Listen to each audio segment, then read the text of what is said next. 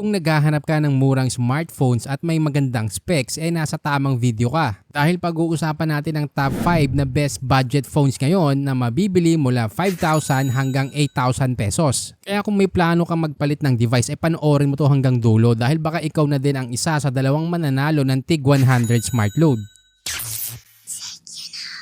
Para sa ating top 5, andyan ang Redmi 13C. Ito ay may 6.74-inch IPS LCD display, 720 by 1600 pixels, 90Hz refresh rate at Gorilla Glass. Pinapatakbo ito ng Helio G85 processor. Sa ML available ang high frame rate at ultra graphics. Sa ganitong settings wala kang magiging problema. Pagkatapos ng 22 minutes na paglalaro, nasa 35 degrees lang ang pinakamainit na temperature at bumaba ng 7% ang battery. Meron itong 5,000 mAh 18 watts charger at kayang ma-fully charge from 0 to 100% sa loob ng 2 oras. Sa camera meron itong 50 megapixel, 2 megapixel, 0.08 megapixel at 8 megapixel selfie shooter at kaya mag-video recording ng 1080p at 30 fps. Ang highlight ng device na to ay ang kanyang price dahil ito ang pinakamura sa ating listahan. Ito ay may presyong 4,999 pesos para sa 4GB RAM at 128GB internal storage. Sa ating top 4 naman, nandiyan ang Vivo Y27 4G.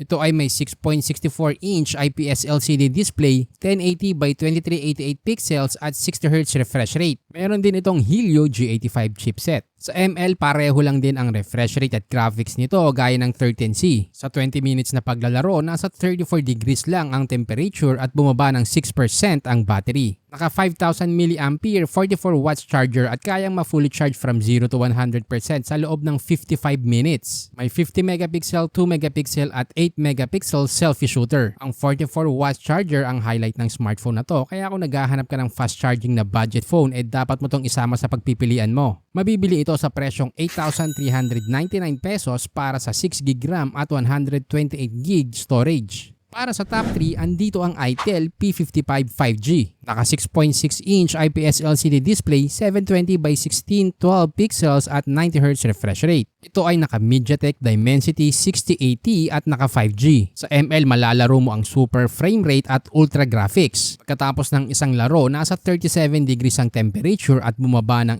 8% ang battery. Kargado ito ng 5,000 mAh 18 watts charger, kayang ma-fully charge sa loob ng isang oras at 30 minutes. Meron itong 50 megapixel, 0.08 megapixel at 8 megapixel selfie shooter at kayang mag-video recording hanggang 1080p at 30 fps. Ang highlight nito ay ang processor at dahil mas malakas ang Dimensity 6080 kumpara sa ibang binanggit ko at ito din ang pinakamura na 5G ngayon. Ito ay mabibili sa presyong 6,650 pesos para sa 6GB RAM at 128GB storage. Kung kailangan mo ng gaming earphone, subukan mo itong ginagamit ko. Sobrang sulit dahil mayroong dalawang microphone na maaari mong tanggalin yung isa. Ang ganda ng tunog lalo na sa games, music at pang-call. Ilagay ko na din ang link sa description kung saan to mabibili. Para naman sa ating top 2, nakapasok ang Itel S23 Plus. Naka 6.78-inch curved AMOLED display, 1080 by 2400 pixels, 60Hz refresh rate at Gorilla Glass 5. Gumagamit ito ng T616 processor. Sa ML, available ang high frame rate at high graphics. Pagkatapos ng isang laro ng ML, nasa 37 degrees ang temperature at bumaba ng 7%